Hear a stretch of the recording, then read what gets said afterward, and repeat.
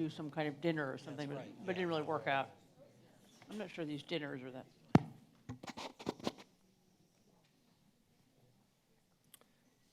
Does this mic, does it work?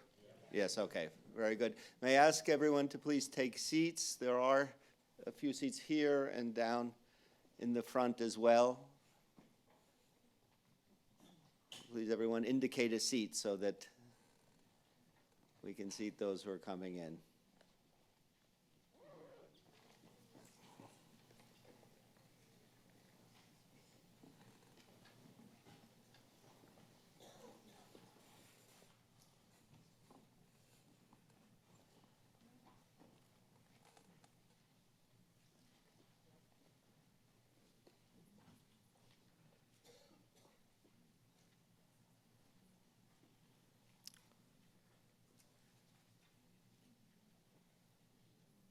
Okay. So I'm Frank Sisson. I'm from the Canadian Institute of Ukrainian Studies of the University of Alberta. This event this evening is organized by the Holodomor Research and Educational Consortium, which is a project of the Canadian Institute of Ukrainian Studies of the University of Alberta and funded by the Temirtay Foundation. It is also sponsored by the Petro Yatsyk Program for the Study of Ukraine, part of the Center for European, Russian, and Eurasian Studies at the Munk School of Global Affairs at the University of Toronto. Fortunately, this evening, there are not another long list usually we have of sponsors, but we are grateful to those sponsors for making this event possible. I might add, for those of you interested in talks on Ukraine, please look at the Peter Yatsyk or Petro Yatsyk program website on the Munk Center at CIRIS. There are a number of talks coming up, one of which is on the back of your program, which is the Toronto Annual Ukrainian Famine Lecture, which will be given by Yars Balan, Tell the Kremlin We Are Starving, Rhea Kleiman's 1932 Odyssey Through the Famine Lands of Ukraine. It's about a Toronto journalist who in 1932 traveled to Ukraine and was expelled from the Soviet Union. That event will be taking place on the 28th of November, and please register if you would like to take part in it. I might add another event coming up on November the 8th at the Munk Center will be a book launch of a volume of the history of Mikhailo Hrushevsky's History of Ukraine Rus, a project that is put out by the center that I head, the Peter Yatsyk Center for Ukrainian Historical Research. The topic is connected to this evening's lecture in that Mikhailo Hrushevsky was not only Ukraine's foremost historian, but he was also the first president of an independent Ukrainian state, modern state, in 1918. We are going through the year of 1917's 100th anniversary and going to be moving towards the proclamation of Ukrainian statehood. And I will think after you hear the remarks by our speaker today, Anne Applebaum, you'll see how closely related the issues of the attempt to form an independent Ukrainian state and the Holodomor are. Our format this evening will be a discussion with a number of questions for about 30 to 40 minutes, then to be followed by questions from the audience, and then to be followed, when each of you purchases your book, the possibility to have our author sign the book. So that will be the approximate format. The questions will be posed by Marta Baziuk, who is executive director of, as we call it, HREC, the Holodomor Research and Educational Consortium. Marta holds a master's degree in journalism from Columbia University. She earlier worked at the Ukrainian Institute at Harvard University, and indeed was very much involved with publicity and discussions surrounding Robert Conquest's book, Harvest of Sorrow, that also dealt with the famine of Ukraine. She has been professionally involved in Ukraine since its independence, In the lead up to Ukraine's first post-independence parliamentary election in 1994, Martha ran civic programs in Ukraine for the National Democratic Institute of International Affairs and worked with Ukrainian civic activists to establish a national election monitoring organization, the Nonpartisan Committee of Voters of Ukraine. A country representative in Ukraine for Winrock International, Martha worked to establish a network of centers that provide services to women, including job skills, training, and hotlines for victims of domestic violence, all part of a project to prevent the trafficking of women. For the last 5 years, she has been the executive director of HREC, and I think many of you who have come to the Famine lectures, the events sponsored by HREC, have seen how active she has been in promoting awareness of the famine in Ukraine. Of course, you have come to hear our esteemed and much welcome speaker, Anne Applebaum. Anne Applebaum was born in Washington, D.C. After graduating from Yale University, she was a Marshall Scholar at the LSE and St. Anthony's College of Oxford. From 1988 to 1991, she covered the collapse of communism as the Warsaw correspondent of The Economist magazine and The Independent newspaper. And what I have reflected here is a shift of career from an academic path onto a path that led Anne to Poland, a country which, in a way, she has become, found a second or third homeland, and a country about which she knows a great deal and reported on. She is a columnist for the Washington Post and a Pulitzer Prize-winning historian. She is also professor of practice at the London School of Economics Institute of Global Affairs, where she runs ARENA, a program on disinformation and 21st century propaganda. Now, what I've outlined is 3 careers. One as a journalist, one as an academic, and one as a historian. As a journalist, she was a member of the Washington Post editorial board. She has also worked as the foreign and deputy editor of The Spectator magazine in London, as the political editor of the Evening Standard, and as a columnist at Slate and at several British newspapers, including the Daily and Sunday Telegraphs. The list of journals, magazines in which she has published is immense: Wall Street Journal, New York Times, Financial Times, the International Herald Tribune, Foreign Affairs, New Criteria, the Weekly Standard, the New Republic, the National Review, the New Statesman, the Independent, the Guardian, Prospect, Die Welt, Cicero, Gazette Wyborcza, and it continues on and on. And so many of you, I think, have known her primarily as a journalist and reading her column in Washington Post. As an academic, she has lectured at Yale, Harvard, Columbia University, as well as Oxford, Cambridge, London, Belfast, Heidelberg, Maastricht, Zurich, Humboldt, and Texas A&M. In 2012-13, she held the Philip Roman Chair of History and International Relations at the London School of Economics. But above all, I think she is a historian, and she is a quite remarkable historian.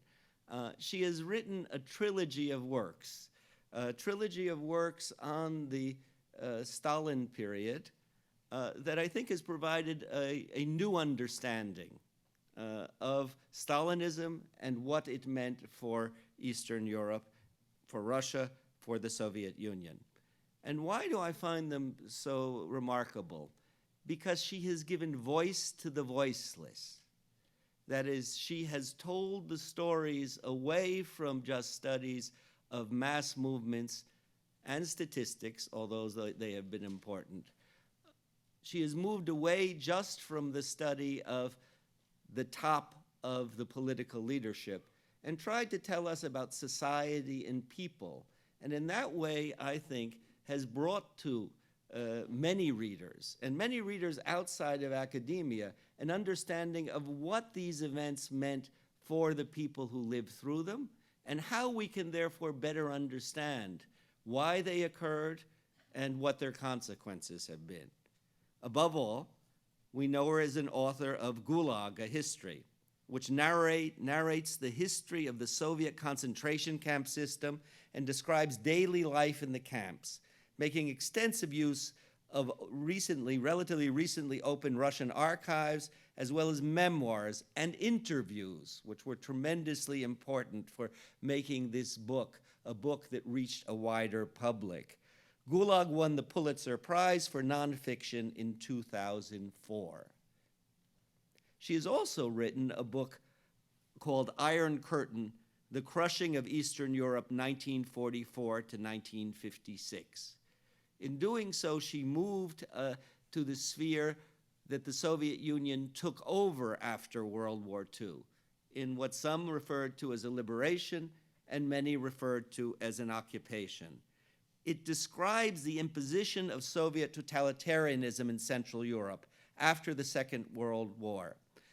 It's a remarkable book I have found using with students, because it is often hard for my students to understand how could this system, this totalitarian system, have triumphed? Why did societies go along with it?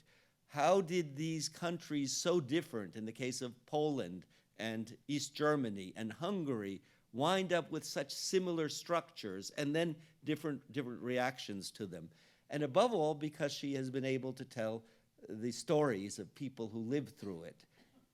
And now she has turned to an event, a fundamental event for Ukrainian history. That is the Holodomor of 1932-33. Now, we are much distanced in time from that event. The survivors are relatively few already. Fortunately, there are elements of interviews, of testimonies of those who gathered it.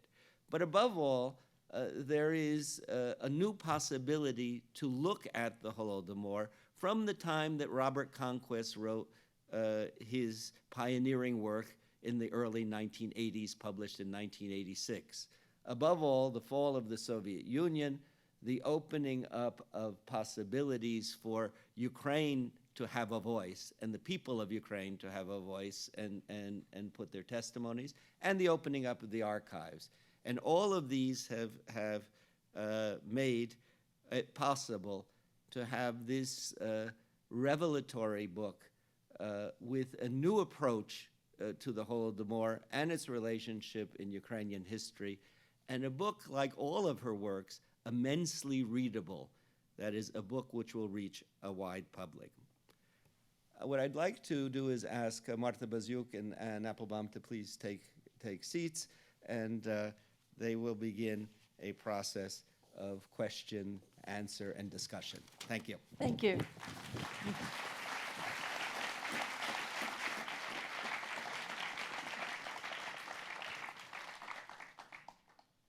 Let's just, good evening. Are our mics working in proper order?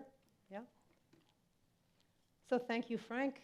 Anne, it's good to be here with you tonight. Thank you so much. I'm really delighted to be here. It's great to be back in Toronto. Thank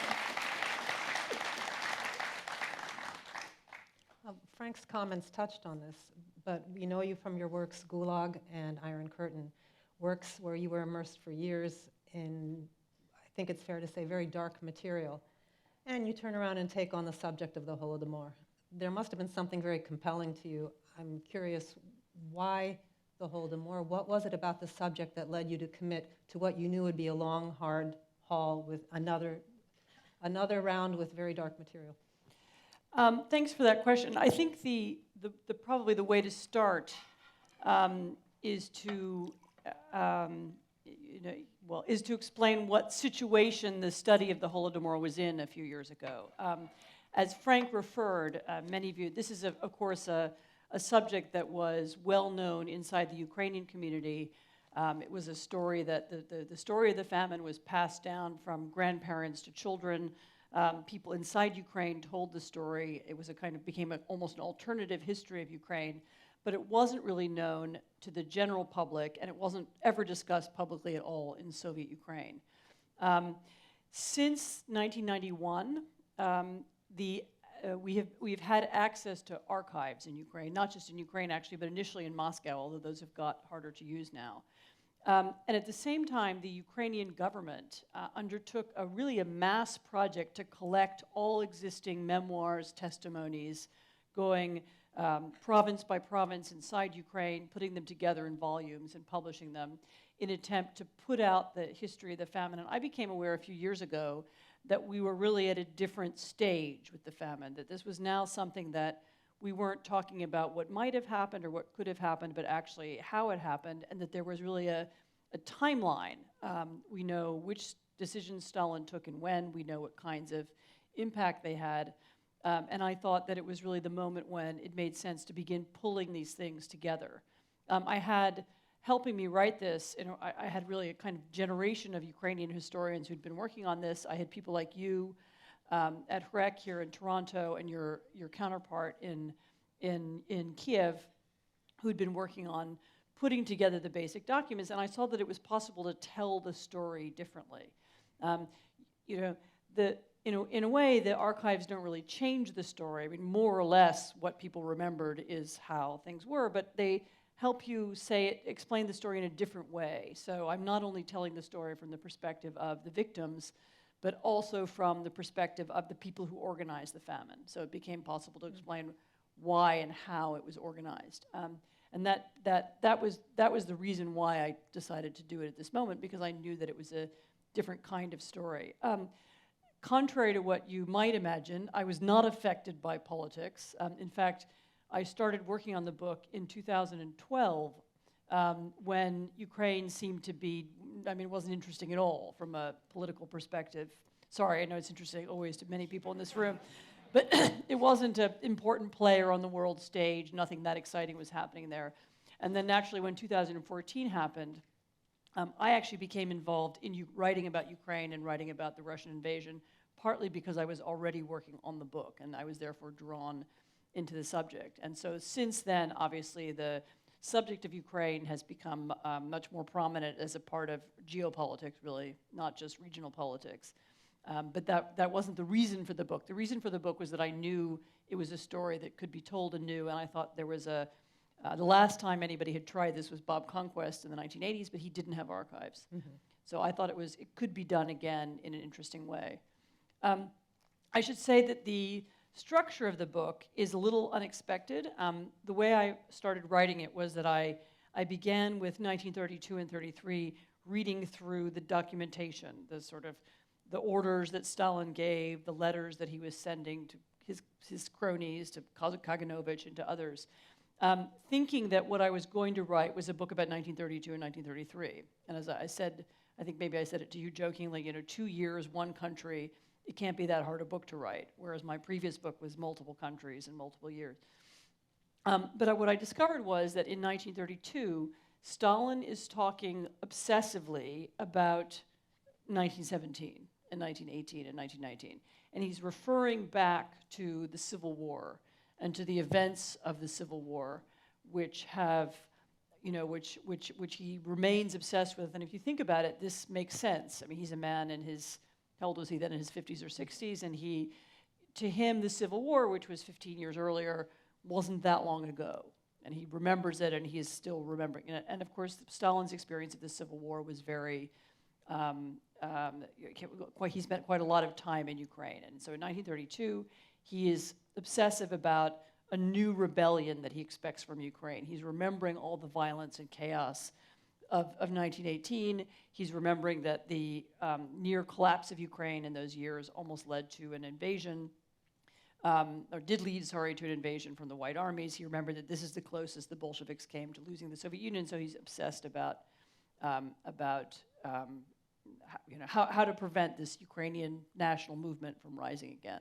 So, I wrote it because the documents were available, and then the documents led me to structuring the book in a way that it's really a book about Ukraine from 1917 to 1932.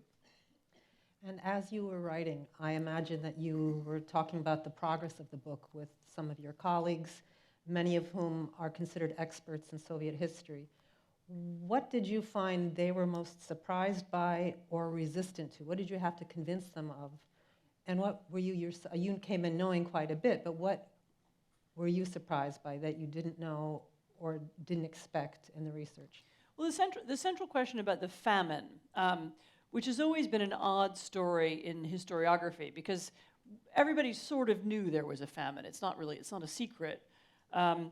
But because Stalin had so obsessively repressed it, because nobody was allowed to talk about it, because it was never mentioned, even, for example, in Khrushchev's famous secret speech after Stalin dies, he makes a speech essentially accusing Stalin of having misled the Soviet Union. He actually doesn't mention Ukraine or the famine. He talks about other things, the purges of the party and so on. So it wasn't a crime that ever ranked very high in anybody's memory. And of course, intellectuals in Moscow and others who came to write Soviet history didn't really remember it either, because it mostly affected the peasants. And so what I didn't know when I was starting out writing the book was, to what degree was this really a Ukrainian famine? And to what degree was it just the result of the chaos of collectivization?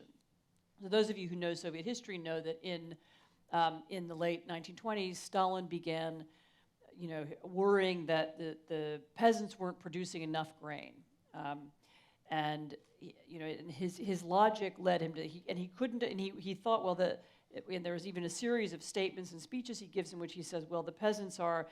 I can see that one of the problems is that their farms are too small. They need bigger farms, but of course we don't want any big private farms here, so we have to have collective farms. And he makes a decision to do that. He organizes collectivization. This is all over the Soviet Union, not just Ukraine.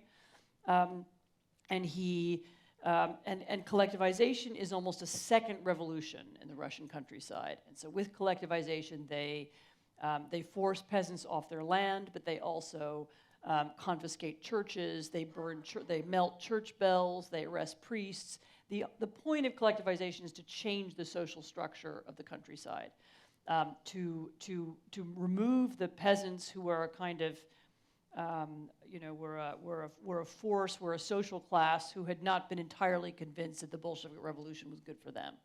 And so he wants to proletarianize them, make them into a kind of a working class who work on on state farms. They're not individuals, they don't own their own land, they work for the state. And there was tremendous resistance to this. And of course, the result of this resistance and the chaos that collectivization called really was the famine. And so in 1931 and 1932, you can talk about a famine caused by chaos. But the degree to which this chaos was worrying and upsetting for Stalin is something only recently people have begun to understand.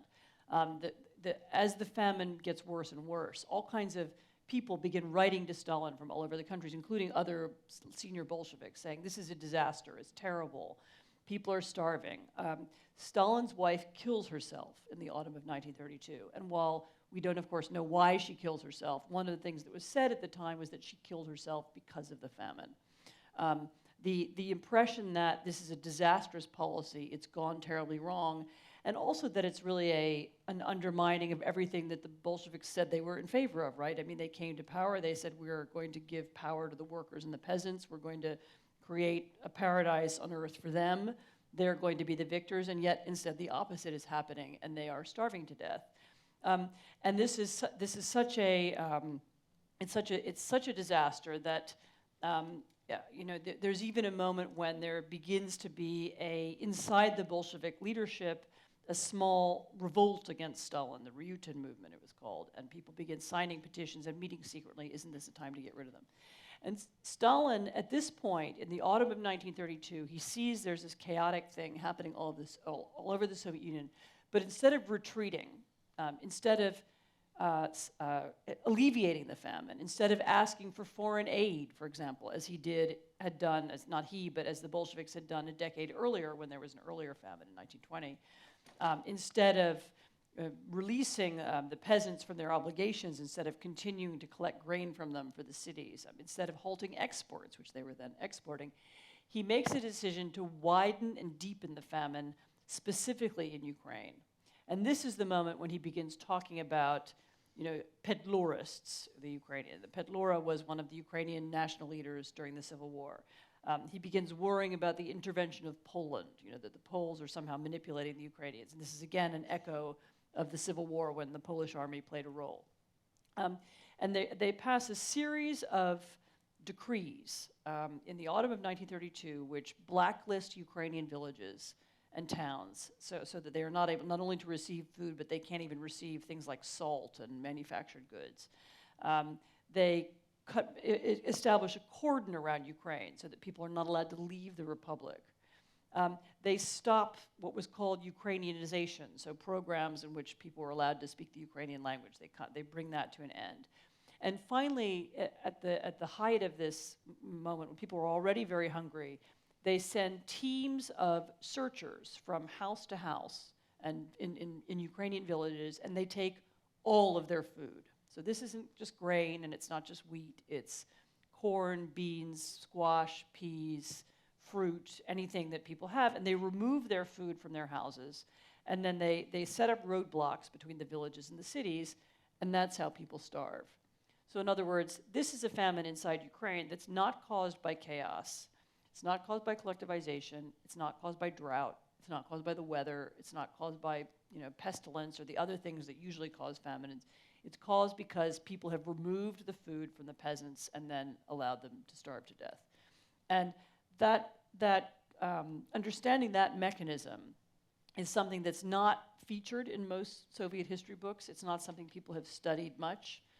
It's something that comes from both the memoir evidence and also from the new archival evidence, which is, has been more confined to Ukrainian and Ukrainian language studies than other subjects.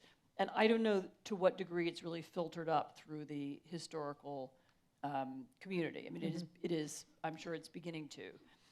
But that, I suppose, is that's the piece missing from traditional histories of the Soviet Union. Again, the famine is often there, but it's underemphasized. It's not considered. It's not as important or as exciting to classic historians as the purges, which take place a few years later. It's not as dramatic as World War II. So it's an earlier story. But I think with new archives and with what we can now write about it, it's possible to write differently about it. And so the understanding that it was a planned famine, that it was an artificial famine, and that in that sense it was a genocide, is something I think we can now say. And in writing this full history of the Holodomor, it's clear that part of the story is why we don't know more about it. Could you say a little bit about why the Holodomor isn't better known? And I'm thinking about your chapter that discusses Gareth Jones and why the world, I think it's hard for people to, if something happened on a scale, why is it we don't know about it? So, it was a lot easier to cover things up in the 1930s than it is now, and that's, of course, part of the story. But so, as I said already, Stalin forbade any discussion of the famine. Actually, the word famine is not used in the Soviet Union to discuss publicly, what happened in the 1930s ever, actually. I mean, Stalin stops using it, and it's never mentioned again. The famine is never mentioned in public until, I think the first time it's mentioned in Ukraine is in the late 1980s after the Chernobyl disaster, when a Ukrainian poet made a famous speech in which he compared the silence around Chernobyl, which was kept secret for 3 weeks, to the silence around the famine, and he talks about how this is a threat. Was that Ivan Drac? It was Ivan Drac, yes. That's in the book as well. But another piece of the story is Stalin's attempt to cover it up abroad. He was somebody who cared a lot about how he was perceived and how his country was perceived. He thought of himself as the leader of the world revolution, and he expected that revolution to spread to other countries. And so actually the impact and the echo of the Soviet Union abroad mattered to him in a way that can sometimes be surprising. He cared what foreign writers wrote about the Soviet Union and so on. And the cover-up of the famine is quite apart from the impact it had on how we remember, is also a very interesting story about journalism and how journalism works. As most of the Moscow correspondents at that time were very dependent on the Soviet government to do their jobs. They weren't allowed to stay in Moscow unless they had permission. Everything that they wrote was censored when it was sent abroad.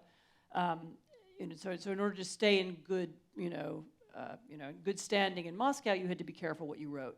And the foreign ministry of the Soviet Union made clear they didn't want anybody writing about the famine. And one correspondent who was there at the time said, well, of course, everybody knew there was a famine. It was like, how could you not? There were food shortages in Moscow itself. And it was like not knowing that it's, it snows in the winter. I mean, it was just a part of life. We all knew that there were bad things happening in the countryside, but nobody wrote about it.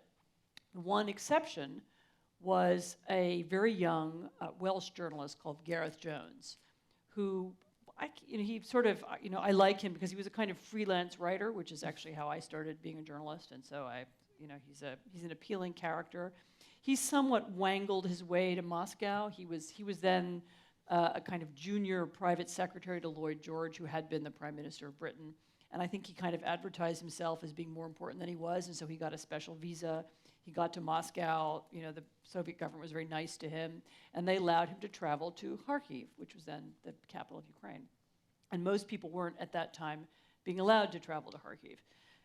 But he walked around Moscow, he met a lot of people, and then he got on this train to Kharkiv. And he got on the train, and then about halfway to Kharkiv, he got off the train, and he started walking down the train tracks. He knew there was a famine, so he knew what he was going to see. And he was walking down the train tracks in Ukraine in March of 1933, which is the height of the famine. So if you think these searches take place in the autumn and winter of 1932, sort of December, January, February 1932. So by March, you begin to have people dying. And he sees it, and he marches down the tracks. He keeps very extensive notebooks, which were almost miraculously preserved, and which have recently been republished by somebody who's sitting in the front row tonight, Mr. Lutsuk. And he preserved the notebooks and took notes, saw what was happening, understood that people were starving, wrote down people's quotes, and then I think was eventually picked up by the Soviet secret police in one of the villages, who bundled him back on the train and made him go to Kharkiv, and he spent a couple of days there, and then he left the country, and then he went to Berlin and held a press conference. And at this press conference, he said, there's a mass famine in Russia, people and Ukraine. People are starving.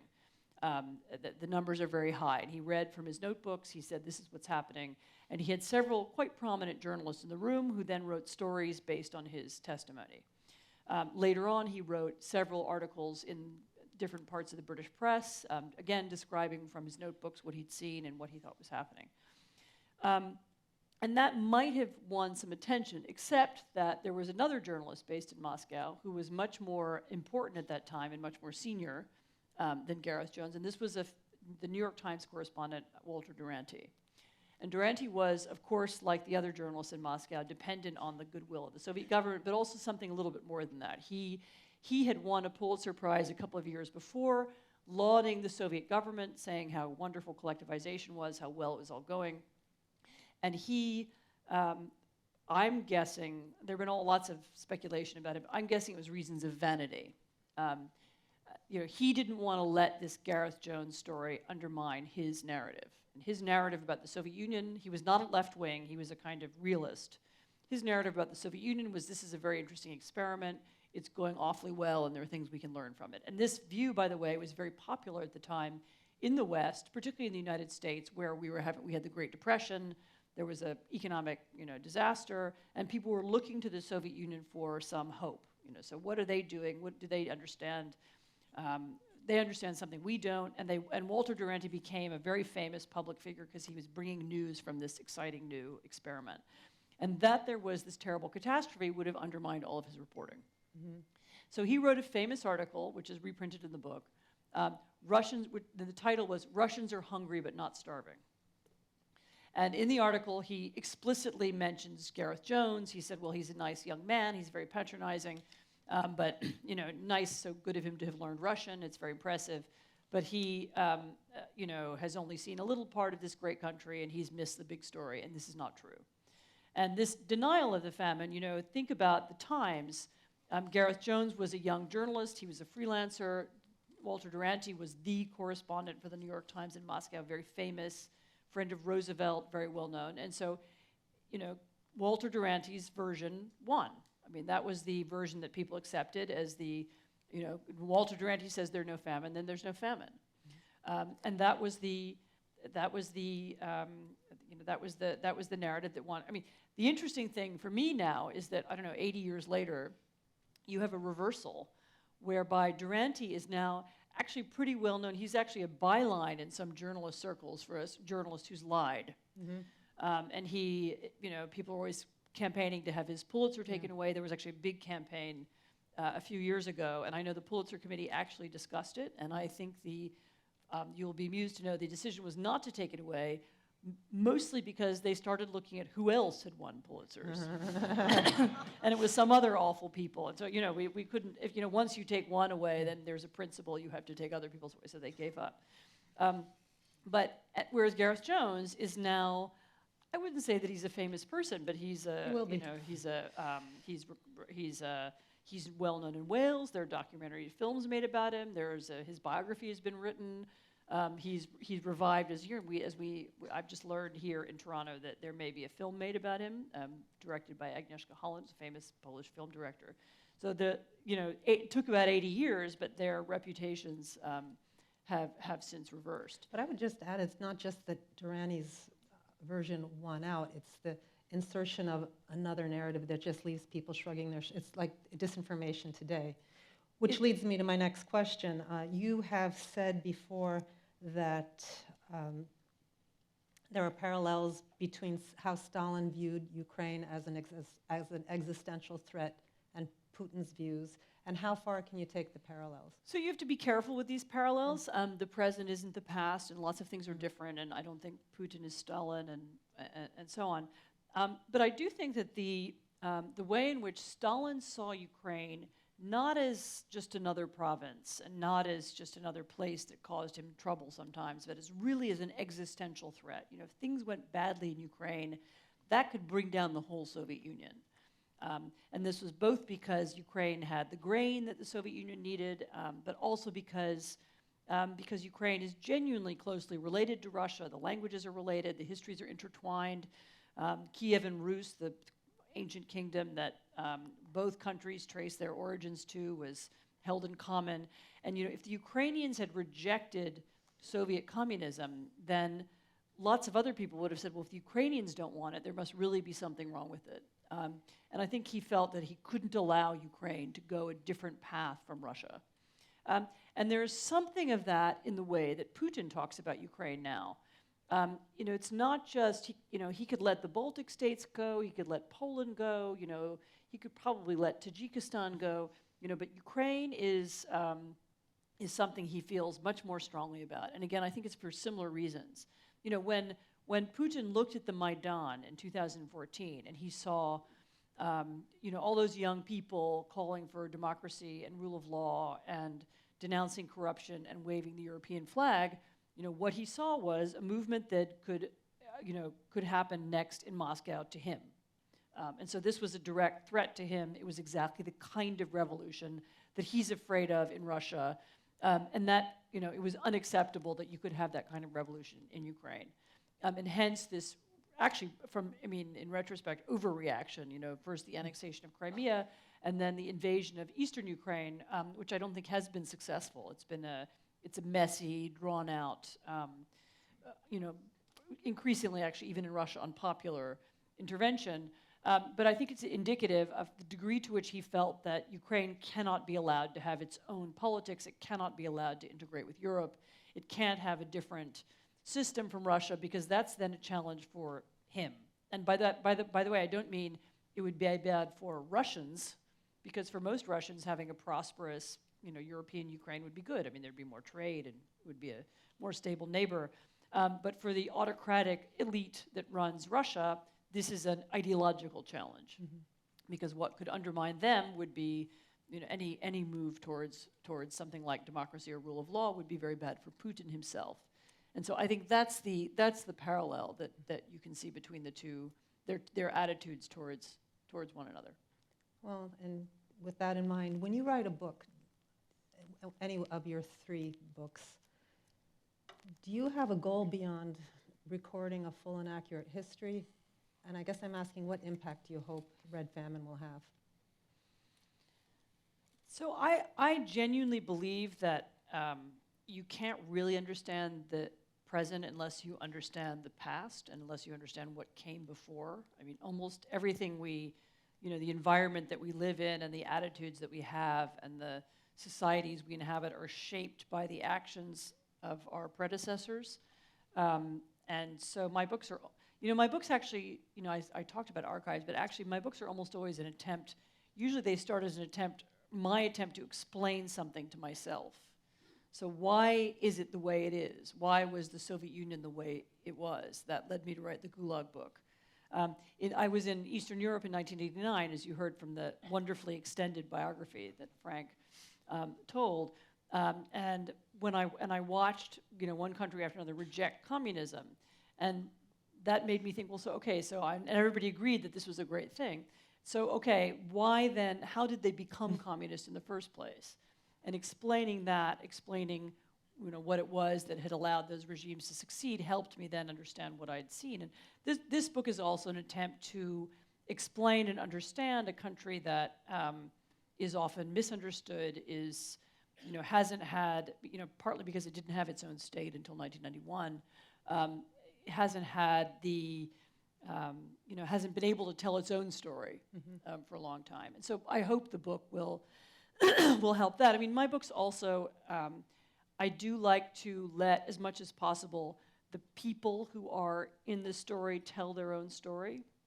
And as Frank said, I like to use interviews and I like to use memoirs so that it's not just me speaking and telling you what happened, it's also the people who were there telling you what happened. And I think particularly in the 2 chapters that actually describe your period of starvation, that I tried to let I organized the testimony, but I tried to let people speak for themselves. And I think that helps the reader get somebody else's perspective, see the world in a different way.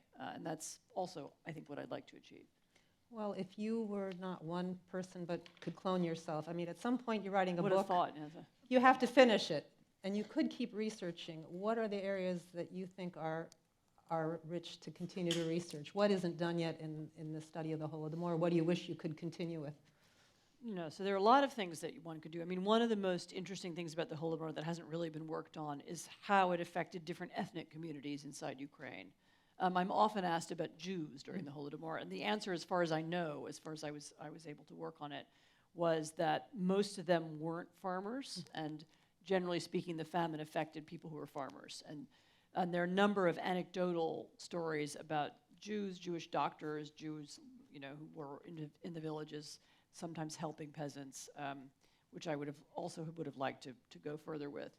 So there are stories like that. I mean, I think there's still more to be written about the Ukrainian Communist Party, which was very divided.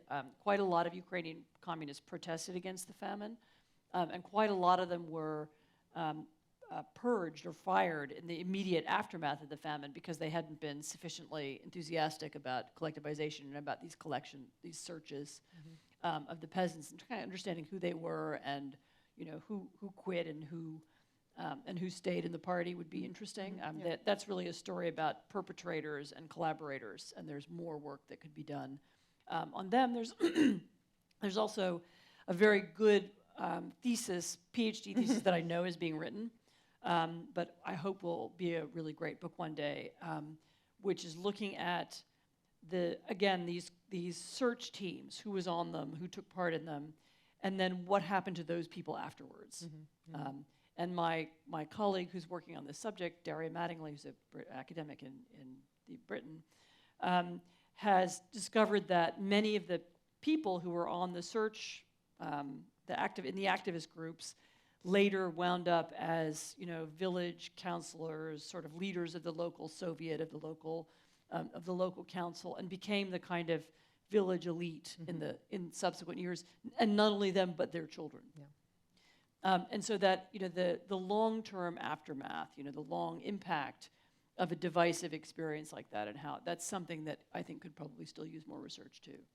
And you mentioned the importance of the voices of the witnesses and survivors in your work. Now that there's some distance, you finished the book, it's published. What are some of the stories that stay with you most? This book has a lot of awful, difficult stories. Almost always, and I found this when I wrote my Gulag book as well, all the worst stories are about children and people. I mean, and by the way, why people collaborate and why people go along with terrible things like this is also often about children. I mean, if you want to feed your children, you will do almost anything. And so there are many people who would have joined search teams or joined the government or joined the party in order to make sure their families had food. I found that in the book about the 1940s in Eastern Europe was very similar. You know, the thing that persuaded many intellectuals to remain silent was this fear that their children would be kicked out of school. You know, this was think about how much effort you put into raising your child and how important it is to keep them in school or keep them studying, get them to university. But in this book, the worst stories are about, there are horrible stories about people who couldn't bear to hear their children crying or asking for food, and so they would put them outside or away from the house so that they wouldn't watch them die. There are terrible cannibalism stories. Usually these are about people who go mad. One of the things that happens to you when you become hungry is that there are different stages that you go through, and some of the final stages are a form of madness. I mean, people almost cease to be human. They are unable to, remember who are their relatives. They're unable to identify people. They will previously law-abiding, family-loving, warm people become thieves. They become murderers. The transformation of the personality that takes place under the famine. I think those are the things that stay with me. I mean, this was a very hard book to write because there's really no uplifting testimony from that period. There's no, the Gulag memoirs. They're people who were wonderful writers and intellectuals who lived through the camps and were then able to write in extraordinary ways about it afterwards and tell stories and so on. This is really, this was a story of mostly very poor people, sometimes illiterate people, dying of hunger. And there's no redeeming moment where you think, well, people have learned something. Really, no, nobody learns anything. And the genocide paradigm that you've got perpetrators and victims and bystanders, it doesn't seem to me there were bystanders. There aren't any really bystanders. Even perpetrators, you have to talk about degrees of who's a perpetrator, because I said many of the so-called perpetrators were people who were also very hungry, and some of them died later on. So it's which also, by the way, is something they have in common with other genocides. That's not unusual. I mean, neighbors killing their neighbors has been part of most genocides. Although I should say that, of course, the activists it was usually a mix. It was some outsiders, some people from Russia, or from communists from the Ukrainian cities, and sometimes mixed with local people who carried them out. And how much would you say ideology and fomenting of hatred played a role? So ideology is a I think for a long time we had the wrong idea about Stalinism, in that we thought when you read the very wooden language of the Bolsheviks, people said, well, they couldn't have possibly believed all that. It sounds absurd, the things that the way they talk and these Marxist cliches and so on. The more you read into the history of the Soviet Union, and I've now done it quite a bit, the more you read of Stalin's writings, how he was communicating with his sidekicks and his associates, the more you see that the ideology is actually very important. They do believe it. They are acting within what they believe to be its parameters. For example, it's very important to understand about Stalin that he believed that Marxism, or his version of Marxist-Leninism, wasn't just a theory, it was a science, and it was all true. And therefore, his interpretation of it was the correct interpretation of it was always his, when he decides to do collectivization, it's after he's thought about Marxism and he's interpreted it. This is what he decides is what Marxism is. And after he's declared that it's impossible ever to admit that it was a mistake. It can't be wrong. And therefore, if it's not working and if people are starving, then it's because there are saboteurs, there are wreckers, there are spies, there are enemies of the people, there are enemies of the state. They're all conspiring to undermine Marxism. But that doesn't mean I'm wrong. It means that they're enemies and we have to defeat them. And this attitude filters down in all kinds of ways, in all kinds of Soviet policies, not just in Ukraine, but you see it very much in the famine.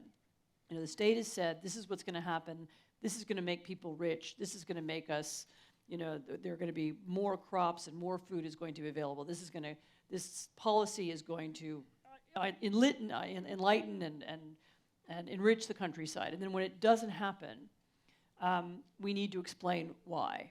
And the reason that, and by the way, Soviet agricultural policy never worked. So, they had these problems with food shortages from the very beginning.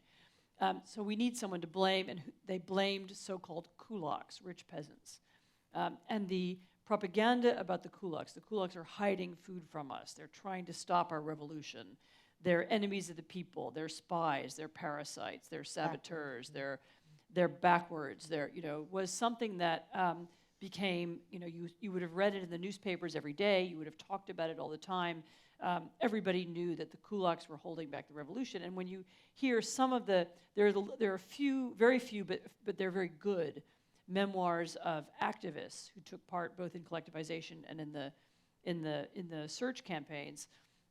And they all say, they all talk about how they had believed this. Well, I got there and I thought, I am a real proletarian. I'm the vanguard of the revolution. You peasant with straw between your ears and your shoes made of cloth, you're trying to hold back us from progress, and you're keeping back the revolution from making gains. And we have to, history needs to abolish you so that we can make way for, this greater future. And the kulaks were very dispensable. We don't need these people holding us back. We can eliminate them.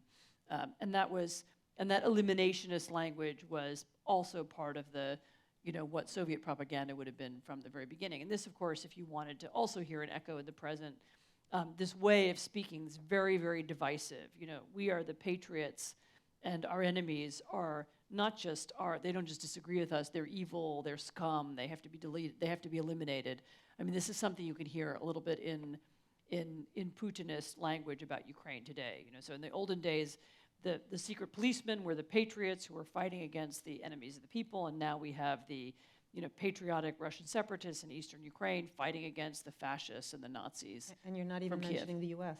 Sorry? And you don't even mention the U.S. No, and these tactics, these divisive tactics where we demonize our enemies are a characteristic of every authoritarian state that there has ever been. And the use of them in the United States when that started in the presidential campaign last year was what first made me aware that there was something wrong with this presidential election. One last question. Oh, Frank is standing up. Maybe I'll squeeze it in.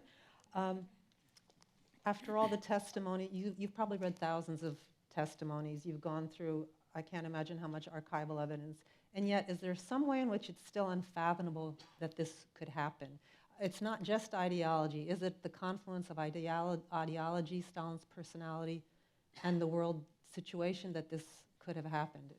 Is there some way to you that it still seems impossible? It's always hard to explain, how do you motivate, because essentially Stalin motivated thousands of people to kill their neighbors or to kill their fellow citizens, not just, by the way, the Ukrainian famine, but in other spheres. And it's always difficult to understand why didn't people object to it? Why didn't they stop him?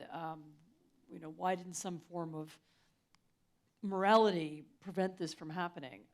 And you can explain it all you want, and you can come up with, you can talk about ideology, you can talk about propaganda, you can talk about hunger, you can talk about fear. Those are all very important parts of the explanation. But at the end of the day, yes, there is something mysterious, and why it is, particularly from our perspective. We live in these,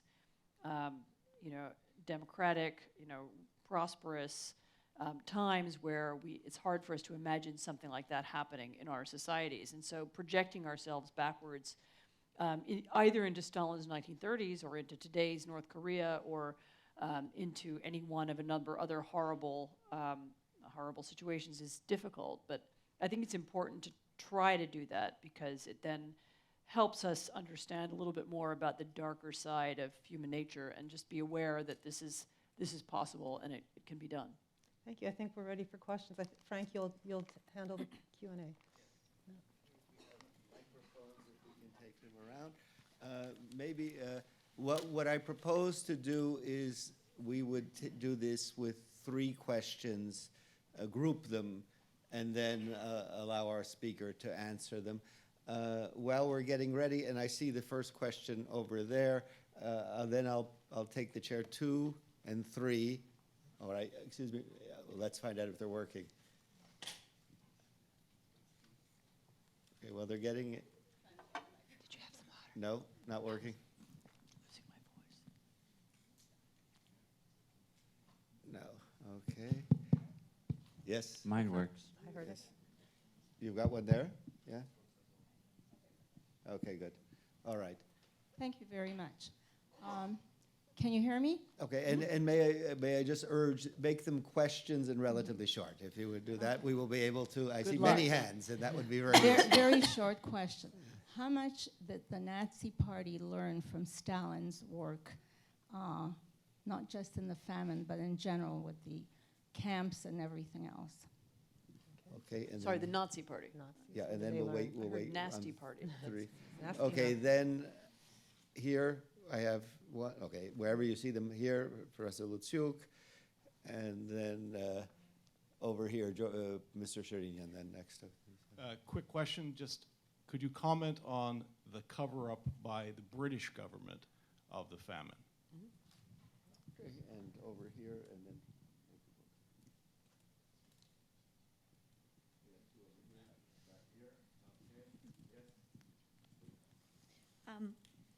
I wanted to ask, in light of the Trump-Russia intrusion, how confident are you that both the political left and the right will see a wake-up call? Because it's not just Trump. We hear the rhetoric coming from people like Jill Stein as well, that are positions that are very pro-Kremlin.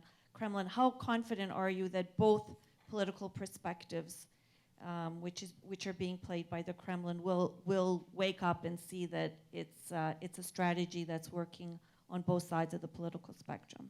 Okay, that's a remarkable distance of questions Yeah. now, I so was let gonna me say do those Nazis, 3 Trump, done, and and then Nazis, next over here to British. Mr. Well, Frank, this that's gentleman 3. here. That's 3. That's 3, That's yes. 3. Yeah. Okay. So the Nazis, clearly, the Nazi Party and the Hitler and Stalin were they were doing many of the same things at the same time in the same part of the world, and they did know about one another, and they had some idea of what one another was doing.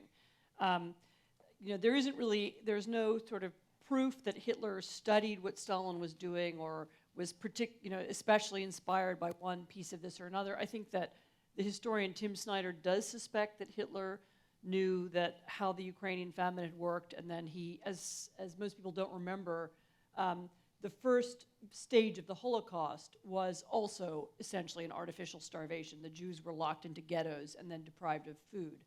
And Tim has made the link between these two events. I mean, we don't really know exactly what was known and wasn't known, but the more important issue is they were doing the same things at the same time to the same people. They had very similar feelings about Ukraine. I have a brief chapter in my book actually about the Nazi occupation of Ukraine, which happens soon after the famine, obviously. And the Nazis actually had a very open, they didn't even bother to hide it. Their intentions in Ukraine were to use it as a breadbasket and to starve Ukrainians. They talked about starving millions of Russians, and well, many people in Moscow will die because we're going to take all the grain and take it out of the country. This is called the Hunger Plan.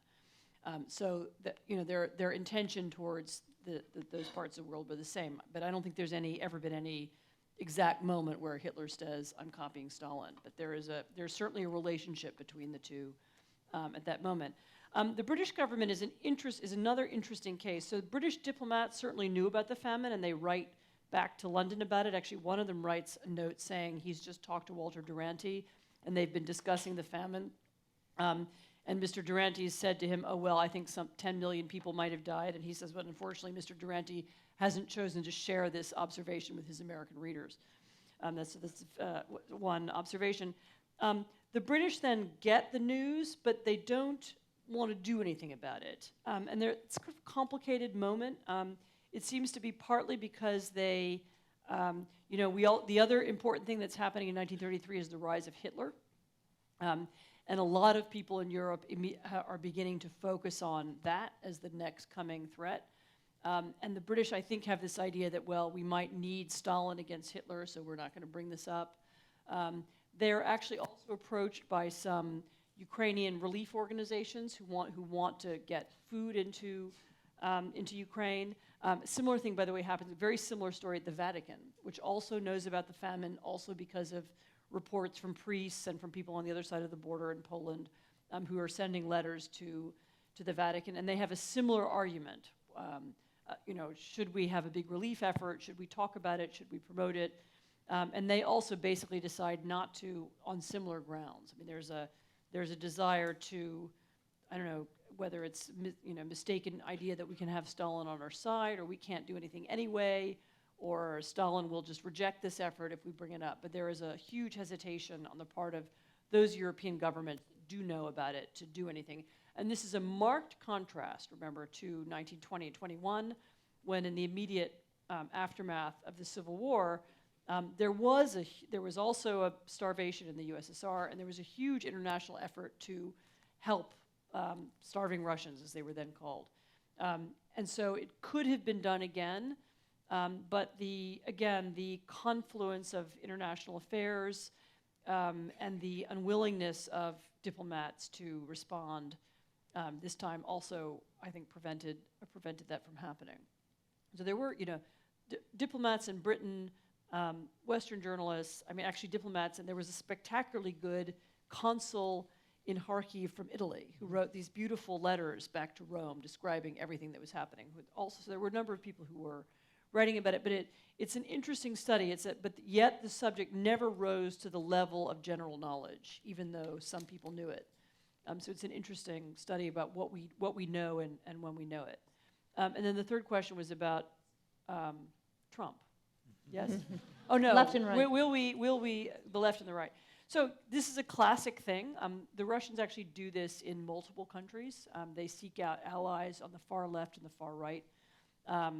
They've done it much more effectively actually in Europe and a number of European countries where they've actually, the technique is not to invent things. So they don't invent, for example, Marine Le Pen, the nationalist leader in France. They just support her. And she had money from a Russian Czech bank. They don't create the far left, in Greece, but they, are friendly with it and they find ways to support that too. I think it's too early to say how the Trump-Russia scandal will go. I would hope that it would at least wake people up to the possibility that outside manipulation is now possible and very easy thanks to social media, which can be accessed anywhere in the world. It's a very bad idea to take a partisan attitude to this. Okay, so you're on the right and you think Trump is great, and so you don't want to hear about this manipulation. Well, okay, next time maybe it's going to be the Chinese electing Bernie Sanders. So, just because it's worked for your candidate this time doesn't mean it's not going to work for somebody else's candidate next time. And it's a much bigger problem than the problem of this one U.S. election. And it's something that needs more general thought. And that's actually my LSE project, but that's another story. George. You have called the Holodomor a genocide, quite appropriately, I think. Yet the Holodomor has almost no presence in the field of genocide studies. Do you have any thoughts on why that might be?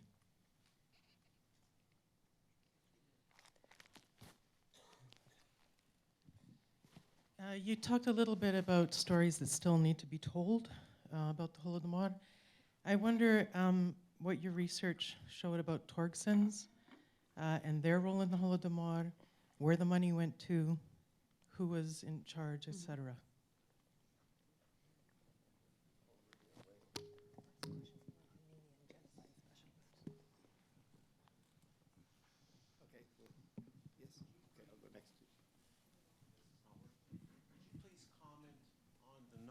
Microphone, speak. It's not work. Oh, there it goes.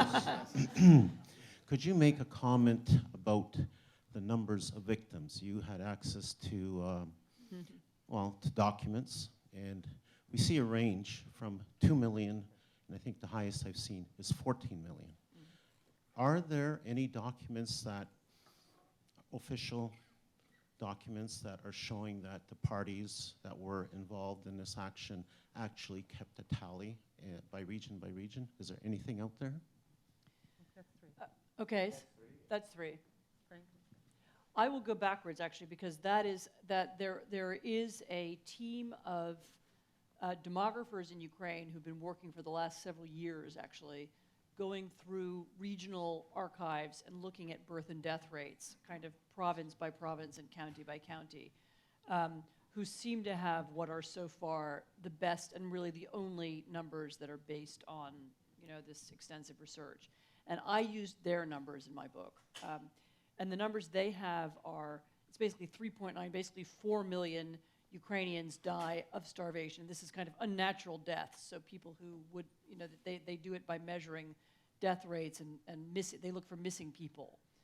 Because their argument, actually, by the way, is that although cause of death was often altered and bodies were not recorded and so on, that more or less the local institutions had to know more or less how many people lived in their areas, and all kinds of things were based on those numbers, including, this was a central planning state, and so more or less they think these numbers are accurate. And anyway, the 4 million number of deaths between 1931 and 34 is the one that I used. On the territory of Soviet. On the territory of Soviet Ukraine, yeah. I mean, and sorry, I should add that there's a higher number for the entire famine. So remember, the Ukrainian famine is a famine within the famine. There's a broader Soviet famine that is, also is taking place at the same time. And the numbers for that are sort of 5 to 6 million. I mean, the total number is 5 to 6 million. And then within that famine, there's a specific thing that happens in Ukraine, and it's caused by the decisions of 1932. And the numbers for that are, you get, approximately 4 million. So that's that number. Okay, so the Torgsins, there is a chapter on it in the book. There's a section on it. This is another very sort of sinister way in which Stalin exploited the peasants during the famine. The Torgsins were hard currency shops, and so anybody could go to a Torgsin and they could take hard currency. They were actually originally set up for tourists, but you could, during the famine, in the famine years, their remit was expanded, and anybody who basically had any gold jewelry, any silver jewelry, any Tsarist era medals, could take them to one of these shops and exchange their jewelry for food. And something like 1,500 of these shops were set up all over Ukraine, and they seem to have been deliberately designed to, we know the peasants are starving, let's get their gold. And this was briefly, in that year and the year that followed, a huge part of Soviet hard currency, money that was used for export. I don't have the number in my head, but it's in the book. The big chunk of Soviet hard currency earnings came from peasants. I mean, and this is literally, people digging in there, looking for family heirlooms and jewelry and wedding rings, giving them to the state in exchange for flour. And lots of people have written about how they survived thanks to these hard currency shops. But, in a way, they're almost the most cynical story that you can find connected to the famine, because that is another indication that the state knew that people were hungry and knew that people would give up whatever they had in exchange for food. And they expand these shops all over Ukraine right at this moment for exactly that reason. And so the Torgsins are described. There's actually quite a lot of research that's been done on them, some of which I think you published or you translated. And we will be publishing it. And you're going to publish it more. Yeah, there's a collection of new research, and that's very much in the book. And the third question was about the genocide. So I have again. There's a section there's a chapter in the book which talks about a number of issues of the Holodomor and history and memory in Ukraine, and which talks very specifically about. I also speak very specifically about the genocide question. There is no doubt in my mind that particularly if you look at the definition of genocide as it was conceived by Raphael Lemkin, who's this Polish Jewish lawyer who invented the word, and his idea was that genocide meant, the deliberate destruction of a group or nation or ethnicity, in order to eliminate them as a group or a nation or ethnicity. And I have no problem applying that term to Ukraine in the early 1930s, particularly because, as we actually haven't really discussed yet, the famine was accompanied by an assault on Ukrainian intellectuals, artists, writers, museum curators, all kinds of other people were also part. There was a major purge of the Ukrainian national elite that happened at the same time, carried out by the same people. And I think very much that the Ukraine in this period fits into that definition. The word genocide as it came to be defined in international law, and remember that international law in the 40s was written with the help of the Soviet Union, is a little narrower, and it, it's not even really in the language of the UN documents, but it came to be understood as something like what Hitler did to the Jews. In other words, the attempt to destroy every single member of a group. And the Ukrainian famine is not that. I mean, not every Ukrainian was killed, and that doesn't seem to have been what Stalin's intention was, but clearly his intention was to weaken the peasants, to prevent rebellion from happening, but also to eliminate the possibility of a sovereign national Ukraine, to take away Ukrainian identity, to dilute it so that Ukraine becomes Sovietized and part of the Soviet Union. But because of the way the legal documents were written, it's become harder to classify Ukraine as a genocide. I mean, that's really no excuse for why people doing genocide studies don't study it, because they're not bound by the terms of the UN Convention on Genocide. So actually, I don't know the answer to that. I mean, maybe it hasn't been written about enough. Maybe there's not enough. Maybe there's not enough material on it. But I mean, it certainly belongs in that category. Why it happened, how it happened, what was the motivation of the people who carried it out? What were the long-term effects on it? I mean, those are the questions we ask about other genocides, and it seems to me this one should be in that list. Okay, so 1, 2, and 3, and then Mr. Romanescu. I'll piggyback a little bit on the last question. I just finished reading your book yesterday, and thank you very much. I thought it was a very good compilation of facts that we all knew about in different pieces, but you put it very eloquently together in a very readable format. So thank you very much for your work in that regard. Everything that you said in your book from the beginning to the end follows to a logical conclusion, in my opinion, that this was actually a genocide. Lemkin's definition of genocide and this one is, and what happened here is identical. Mm-hmm. The definition of what you said in the 1940s, 80 years ago or more, the Soviets had a little trouble with the word genocide for obvious reasons, which you know about. It would be really appreciated if you had come in and said, in spite of the 1940s, what happened back then, this is a genocide. I think I do say that. Shall I read you the passage? Yes, please. It's in the book. All right, that will be the answer. And then the next question, please. Yes?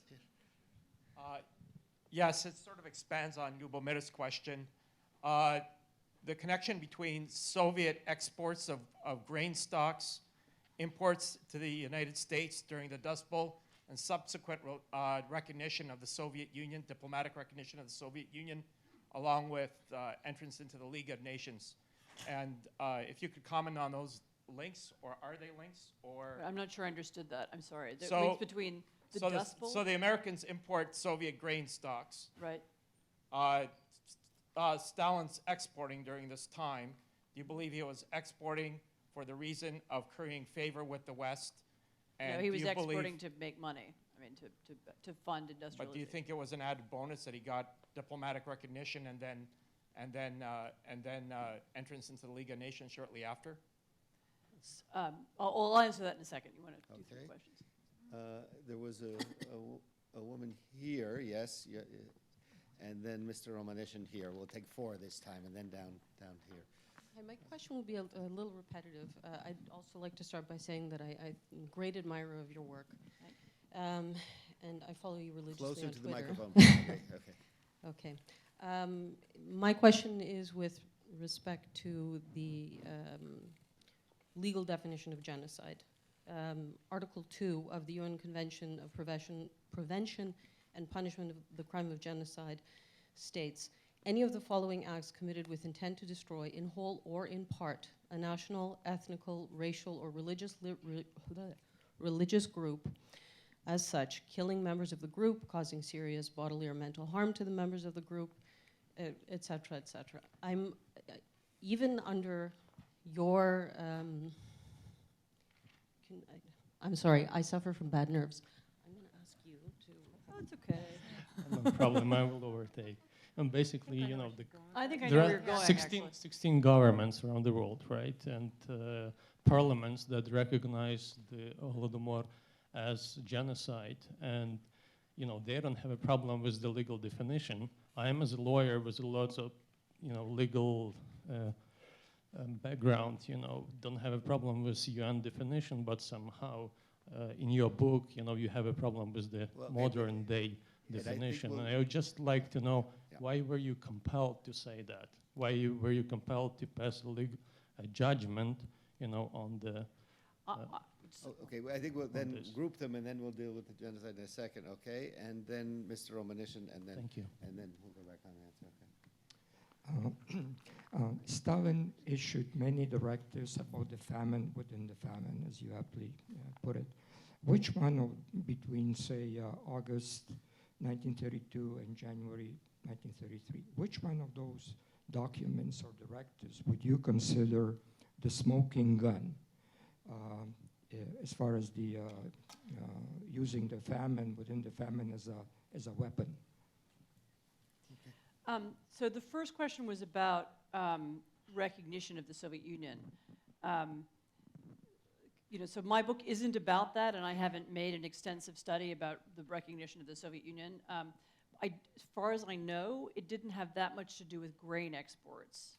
It was more to do with Roosevelt's sense that, you know, there was something important. I mean, based actually maybe largely on Walter Duranty's reporting, that there was something important happening in the Soviet Union, and that, you know, this was a big, you know, he had this thing about the similarity between the US and Russia, that we are somehow the new countries as opposed to this old Europe, and that we must, you know, somehow we're moving into the future and Europe is in the past. He says that to Churchill at some point during the war afterwards. No, during the war, he died afterwards.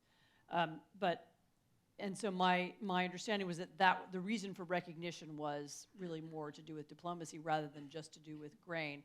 And also, as far as I remember, and I could be misremembering, so don't quote me, but as far as I remember, the grain exports were mostly not to the US, but mostly to other European countries. So I don't think that was a big factor in the decision. But you know, again, not a subject I've studied at any great length.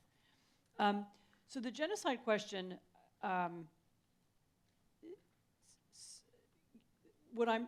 so most lawyers who worked on this subject, you know, and this, you know, understood from the, you know, it's not just what's in the UN Convention, it's what is the conversation around the UN Convention, what kinds of, you know, legal decisions are being taken, understood that the definition of genocide was something like what the Nazis did in Germany.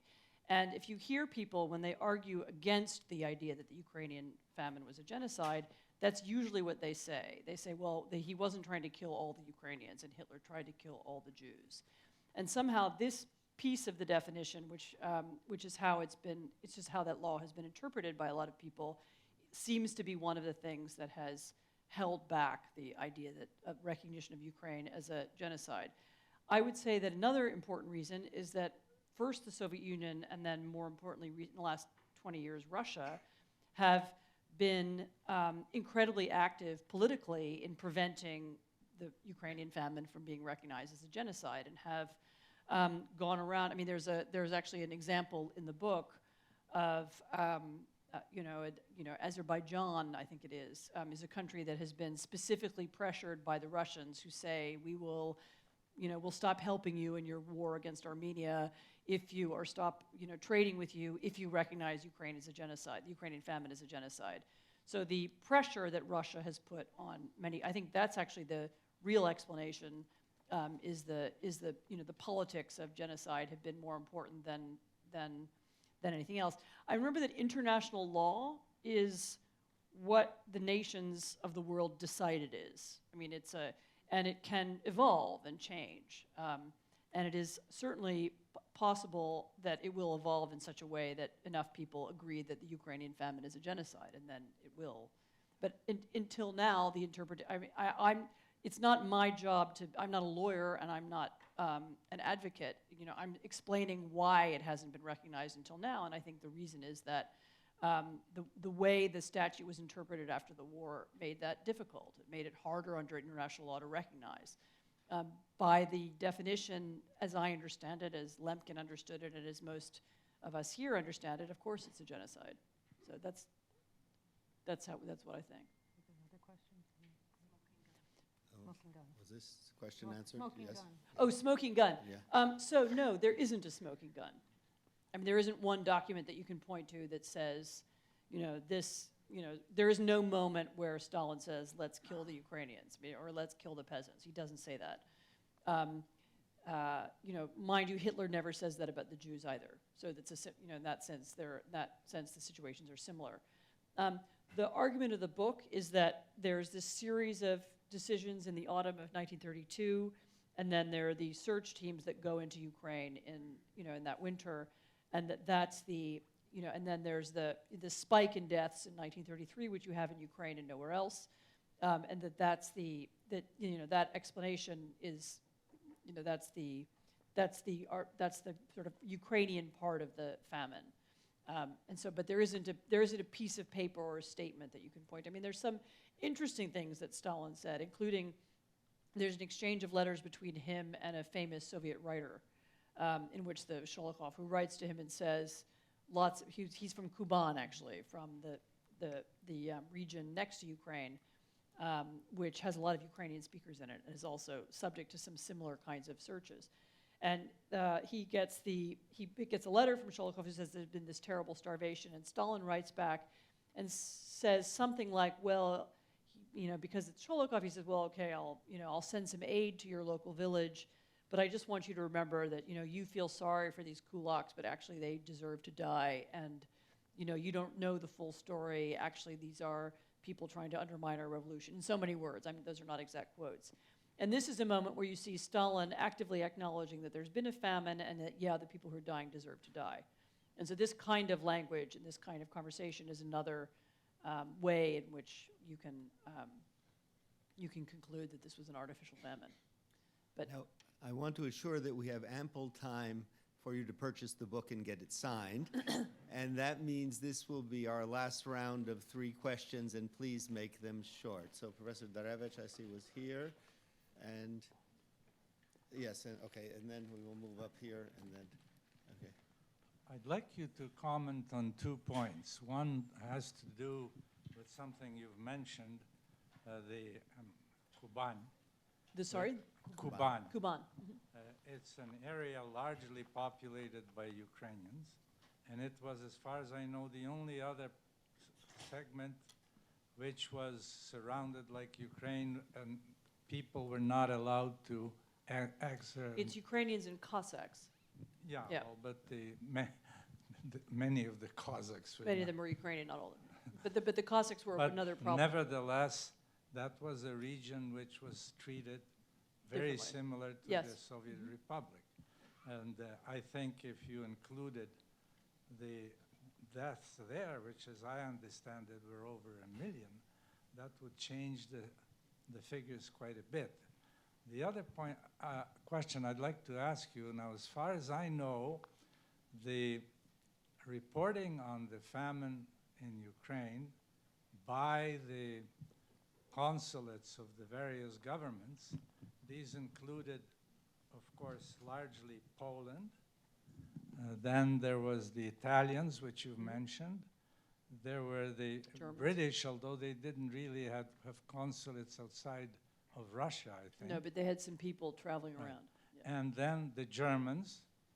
And I find it unusual that none of those countries made information about that famine public. In fact, the Mussolini explicitly made a note not to make the reports public, which, as you mentioned, are very interesting by the Italian consulate. I find it also very difficult to understand that the US, with their excellent government facilities and press and everything, acted as if they knew absolutely nothing about it. I mean, there was lots of things in the Canadian press in the 30s about the famine. So could you comment on those things? Okay, and then down here, please. We have.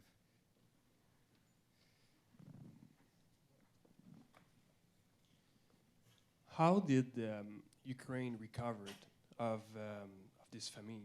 I mean, we were talking about 4 million people, and in my, my and especially peasants and farmers, and in my Canadian mind, 4 million people or families, it's almost like if we would empty all our prairies, provinces in Western Canada. So, what was the process afterwards? Okay, and this fellow will be. Were your previous experiences working, and particularly writing other books, did that influence the writing of this book, and if so, how? So the first question was about foreign countries. Yes, all those countries you mentioned did know about the famine. The U.S., remember, at that time did not have a relationship with Russia and didn't have any diplomats in Russia. I mean, in the Soviet Union, and so, literally most of the information in the U.S. came from Walter Duranty, and so I think that explains the absence of an American reaction until much later. The Germans actually did speak about the famine. I mean, not so much at the time, but slightly later it became a piece of German propaganda, Nazi propaganda actually.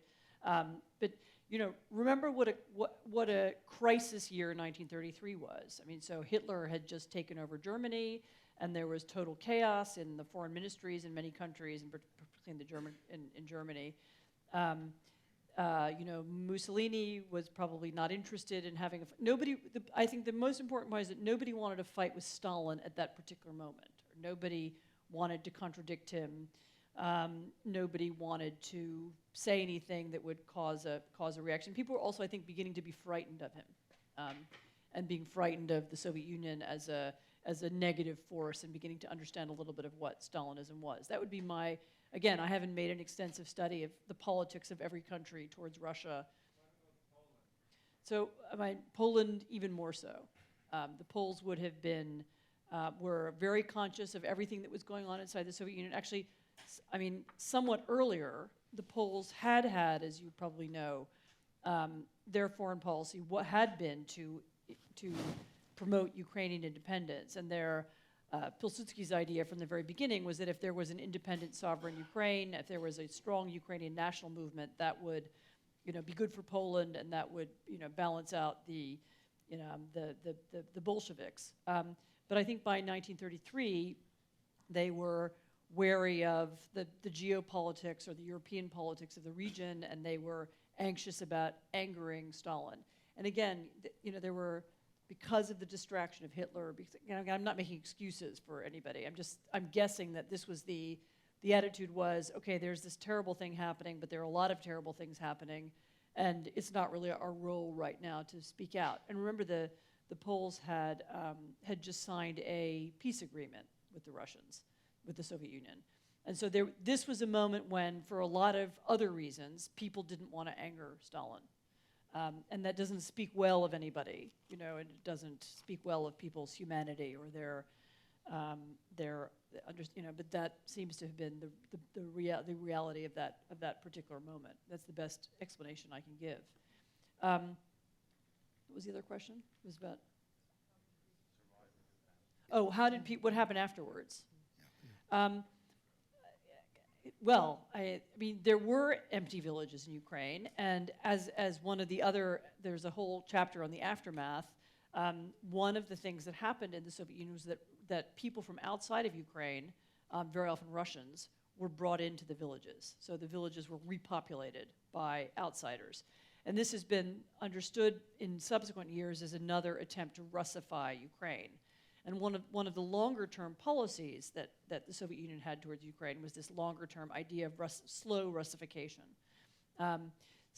It's a complicated story. Many of those people who were moved in later on left. Others took their places. But there are large areas of Ukraine which are now Russian-speaking, which would have been Ukrainian-speaking in earlier history. And this is partly why. So the long-term impact of losing that number of people was to enhance and speed up the Russification of Ukraine. And that may even have been one of the motivations that Stalin had for doing this. You know, there are all kinds of longer-term complicated effects that the famine had on Ukraine. I actually think the famine plus this destruction of the leadership class had an effect of making people wary of the state in Ukraine, you know, erasing any kind of trust there might ever have been between ordinary people and the government. You know, it's really extraordinary. To this day, Ukraine is a country that's unbelievably good at creating civic movements. I mean, fantastically well organized, beautifully executed civic events and movements and people, and it's not very good at creating state institutions. And it's had that problem for a long time, and it's and there's a way in which the famine is part of the explanation. You know, that people are simply wary of the state, even in a democratic state. You know, are those people who work for the government, are they really us? Are we loyal to them? You know, are they going to try and take advantage of us? Are they really the same as us? I think, it explains a lot of the modern kind of political pathologies in Ukraine. I mean, I think the famine had a very profound long-term effect on Ukrainian society, creating this atmosphere of fear, creating a lot of sensitivity about the Ukrainian language, people being afraid to use it, afraid to promote it, people being afraid to be too Ukrainian because that could lead to terrible consequences. I think you know, if you were to look back over the last 80 years, you would, you know, you can see an enormous psychological and demographic long-term effect, which I talk about a little. And now the third question was, how did my other books affect this book? Goodness. You know, I don't know, I suppose, you know, writing any book helps you to write the next book. Some of the issues in this book are ones that I encountered previously. So I first met the kulaks, for example, in my book on the Gulag, because they arrive in the camps in 1932. They're expelled from their farms during collectivization, and there's this enormous expansion of the concentration camps that happens because of them. They get there, and that's the first expansion of the Gulag system right after collectivization. And so I had sort of met them before and heard them described and, you know, learned about them in that context. And then seeing them again in this context was, you know, it was kind of added another layer of understanding. I think my previous book, which was about the Sovietization of Eastern Europe, which had some things in common with the Sovietization of Ukraine, but was different, also helped me understand what was the purpose of the Sovietization of Ukraine, and some of the ways of thinking, the elimination of the national elite, creation of terror, elimination of independent institutions. In the case of Ukraine, it was all very primitive, but it was the churches and the national, you know, national institutions, museums, and so on. That was part of a pattern that there had been established actually by the Sovietization of Ukraine, then carried on into Central Europe in a little bit more sophisticated form after the war. So I'd kind of encountered aspects of the story before. I think that helped me understand what was going on. I mean, and then there's the issue, you know, once you have kind of worked in the Soviet archives and you've seen how they worked and you figure out how people talk, how they, you know, once you've gotten used to seeing these protocols of meetings, it becomes easier to understand what they really mean and how, you know, you begin to see echoes of things you know and find familiar. I mean, I actually feel that I've spent a lot of time in the last decade kind of inside the heads of Bolsheviks or people writing up, you know, attending these meetings. That is actually my last book about Stalin, because I just don't want to be with him anymore. I don't want to think about him anymore. I've had enough of it. But no, absolutely, my books feed into one another, and actually, in a way, my journalism feeds into the books too, sometimes in very odd ways. You know, Marta referred to this subject of modern disinformation. Well, yes, I was thinking about that while I was writing the book, and how language gets twisted and used in politics is something I worry about now, and I also worry about in the 1930s. And so, I mean, in my head, a lot of these things are very interconnected. Now, I think we can say we have the good fortune that Professor Applebaum devoted the last of her Stalin trilogy to the Holodomor. to produce a magnificent work. I think she, on the other hand, however, would agree that it is not ever the last word. That is, there still is an immense amount of work that can be done on the Holodomor. If you are interested in what the HREC does, please go on our website, www.holodomor.ca, and you will find, I think, a considerable amount of material, and that material will be, I think, increasing in the future. Now, Professor Applebaum accused me a bit of giving a long-winded introduction. However, no, I meant it was over-flattering. However, I would say I did leave out some crucial elements from that introduction, such as that she is the co-author of a cookbook from a Polish country house kitchen, which I recommend you go out to find, and her travelogue between East and West across the borderlands of Europe has recently been reprinted. So somehow talking about the kitchen before the Holodomor discussion didn't seem quite right, but it is a wonderful book. So please go out and get it as well. What I would also say is we are also very fortunate to have someone of such civic courage who devoted a book to the Holodomor. We will be seeing, the reviews so far have been overwhelmingly very positive. We discussed this at lunch, and I said, yes, but that's the general reviewer. The academic reviewer comes later in the journals. We will get more nitpicking, and this will go on. It is still a civic courage to undertake such a large project that also relates, as we have seen in our questioning, not just to Ukraine of 1932-33, but to Ukraine of today, to all kinds of memory politics. And this book will have a tremendous impact on it. And we're also fortunate for her journalist career and the writings that we read in the Washington Post at a time when I think many of us are uneasy about the structure of institutions, the rise of dangerous movements. History will not repeat, but history can teach. And this book can teach a tremendous amount. Please rush out, get it, come back in and sign it, and join me in thanking Professor Applebaum for her wonderful work.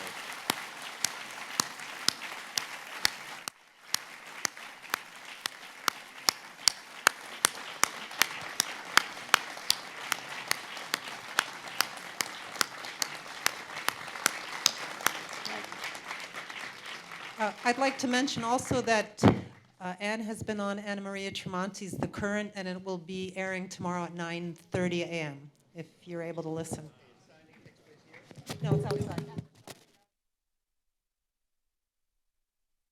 Be there to sign the books. Yes. You said there was a book launch at Lung. Can you send the date? November the 8th. Thank you. Okay, and please join. It's 4 in the afternoon, but if you can make it 4 o'clock.